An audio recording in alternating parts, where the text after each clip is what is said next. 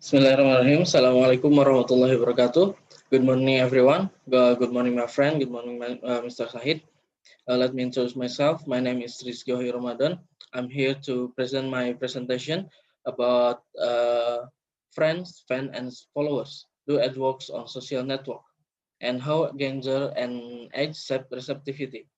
Uh, this research showed that user acceptance of advertising is crucial. Anecdotal evidence indicate that SNS can be effective when users accept it, but the perception of excessive commercialization may lead to user abandonment. This research drawing from gratification theory and media use. Uh, First, I want to tell you about a case, Toyota case, faced with declining sales in the wake of safety recalls. Toyota used a combination of YouTube and Facebook page to promote its Sienna minivans, creating a fictional couple who believe they are cool despite all evidence to the contrary. SNS users not only embrace advertising-related content, but actively promoted it. The primary research objective addressed in the study are the first one, what factors facilitate or function to stimulate positive consumer attitude toward SNA, and what is the relative importance of this factor? And the second, what factors inhibit or function to impede positive consumer attitude toward SNA, and what is the relative importance of this factor? And the last, with respect to the factor observed to facilitate or inhibit positive attitude toward SNA, does an interaction exist between them and demographic factors such as gender or age? As more advertiser integrate SNA into their promotional mix, the need for this question to be answered become apparent, particularly with members of the 18 to 34 years old demographic whose digital video recorder usage and aversion to print media make them an increasingly elusive target. SNA can be a highly effective channel of engagement.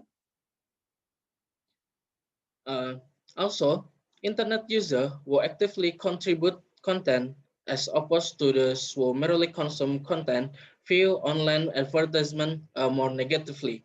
But I think this is a paradox because content creators like uh, Facebook, TikTok, Instagram content creator, they are like ads. They can monetize their content through ads, and they get money from it. The attitudinal scale used in this study integrate multiple forms of SNA into a single measurement. A theoretical foundation, researchers have argued that to understand how internet users respond to advertising, it is necessary to understand their motivation for going online. Motive for going online uh, Motive for going online include structural factors, for example, killing or filling time, content factors, for example, information or entertainment seeking, and socialization factor, for example, to connect with others. These motivations are highly consistent with media use and gratification theory by Cass and Foss, 1962. Also, the author evaluated the TAM as alternative theoretical framework, technological accepted model, but it was not applied to this study because the study was not designed to investigate consumer acceptance as TAM does, but rather consumer attitudes. And the second, TAM examine only the influence of utilitarian factors, uh, use and usefulness on acceptance of new technology. For a model of attitude toward SNA, the benefits may be conceptual as being derived from the use and gratification of a consumer derives from SNS. These use and benefits are categorized as content-related, structural, and or social. Content-related benefits include information and entertainment. Structural use relate to filling and structuring time, and social beliefs are derived from the self-enhancing value of advertising and the fear influence. In the next slide, we can see the hypothetical statement in this study. There are 10 hypotheses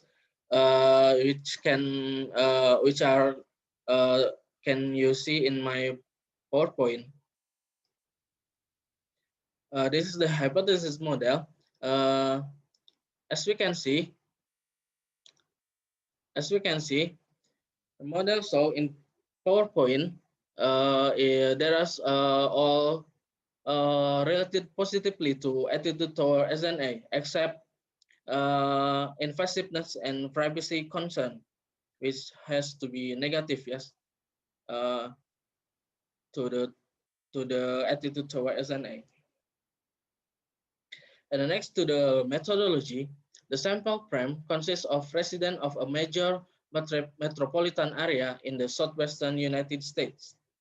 Potential respondents were identified through the joint effort of instructor and student into distinct marketing research class staff at the largest comprehensive university in the area. These individuals then were contacted and pre-screened by being asked the related question to the researcher object. Respondents indicate they have participated on SNS site for about 27 months on average, and at the time of the study, spent an average of 7.5 hours per week on SNS activities. As we can see in the table one, there are sample demographics. The domination of this research dominated by female, with 51%, and 18 to 22 years old participant. To measure SNA in the most general term possible, no specific SNS were identified unless it was necessary to describe a specific type of content. For example, YouTube videos or Twitter tweets. Each item is measured on a 5-point Likert scale. You can see the step of data analysis on the PowerPoint I presented. Finally, our remaining item were analyzed via confirmatory factor analysis using LISREL to verify unidimensionality. For testing the common method bias, researchers used CMF model. The result indicate that this study is not affected by a common method bias. The result of this study accept egg hypothesis, which are H1, 2, 5, 6, 7, 8, 9, and 10. And two hypotheses were declined or rejected, which are hypothesis 3 and hypothesis 4. Hypothesis 3 posits the user view of participating in social network as a way to enhance quality of life to increasing relaxation and reducing stress would be positively related to their attitude toward SNS ads. Hypothesis 4 proposed user view of SNS participation as a way to structure time in their daily routine in a way that also would influence their attitude positively toward SNS ad. Unfortunately, both of hypotheses were rejected, so there is no evidence of the both hypotheses. This is the very interesting result, I think, from this research.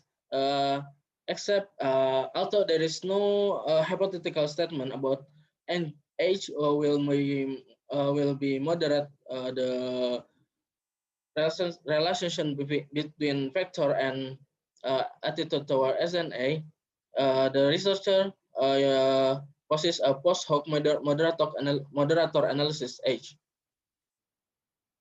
Regarding any potential moderator influence of SNS users' age on the interrelationship among the construct of interest in the study, it seems important to include age as a moderator variable. Surprisingly, only one difference across age groups emerged as noteworthy.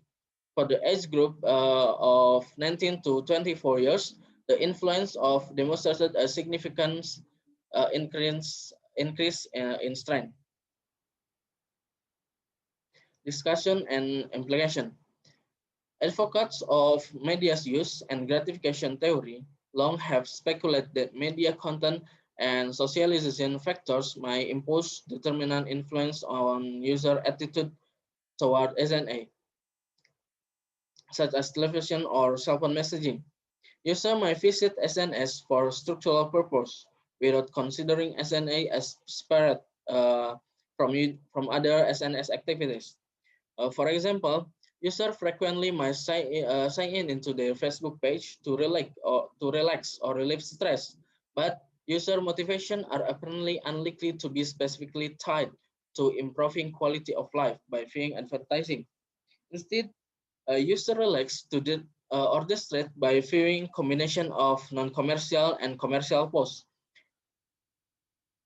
The practical benefits that may accrue to advertisers who are sufficiently creative in their effort to blur distinction between commercial and non-commercial content become more evident.